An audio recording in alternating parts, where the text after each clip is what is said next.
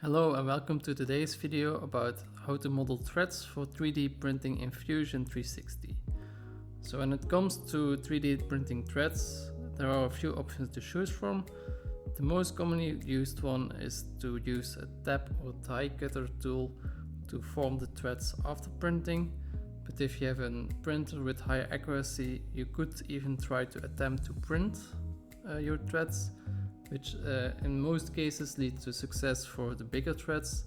But from my experience with a resin printer, you can go very small, but the smallest thread that I have printed was an M3, which is really small, and I don't think it will be feasible to do this on a conventional 3D printer.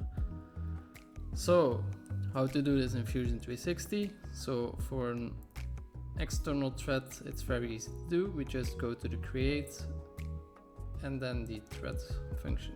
Just select the faces that we want to add the thread to, and because this was already a diameter of 18, Fusion will tell us that it's probably an M18, which we can also change to something bigger if you would like to. So let's say 24. Here we can select the pitch. So if you want a very fine thread, it's possible to change that here. And then the class, which is basically the tolerance, which is by default set to the fine one in this case. But if you want to do it more rough, we could do it with the 6G, which for 3D printing is probably the best because, as we all know, it's sometimes quite difficult to print very accurate prints. You can also make it left-handed or by default right-handed, like 90% of all the threads, but in some cases you might want to use a left-handed thread. Now, the important part here is if you want to use the tab or die cutting tool, we don't need to do anything. We can just say okay and we're done.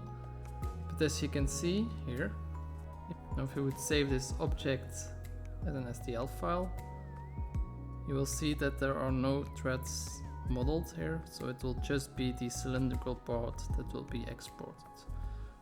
Now if we select the modeled option here, you will see that we actually have the 3D modeled thread, and if we would now export this as an STL file, you will see that it will also do the threads. So if we preview the mesh, we will see it.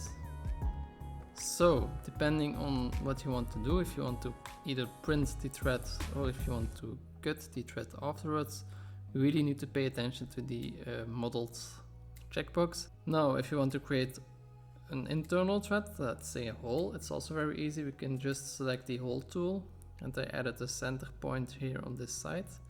You can select this. Let's make that a little bit small. Let's say it's this one, like then.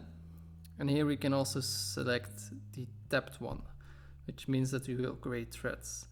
Here we have again exactly the same options. We can say the size, let's say it's actually 15. We can select the pitch, the class, which is only 1 in this case, and also here we can switch between left hand or right hand. Like default hole, we can select that we want to have it through the whole object, and that's basically it. So now again, I didn't select the modeled option, so if you would again preview the file and preview the mesh, we'll see that this is just a hole. Now if you just print it like this, this is actually the correct size for using a tab, so that's actually very handy. But if we in this case want to print this, we need to select the modeled one. Now this is a bit hidden, so I need to scroll, select modeled and select OK. And now you see that there is actually a thread modeled here. If we then would again export this file as an STL, preview the mesh, you will see that the thread is nicely modeled. So that's how you can quickly and easily add threads to any object in Fusion 360. So thank you for watching. See you next time.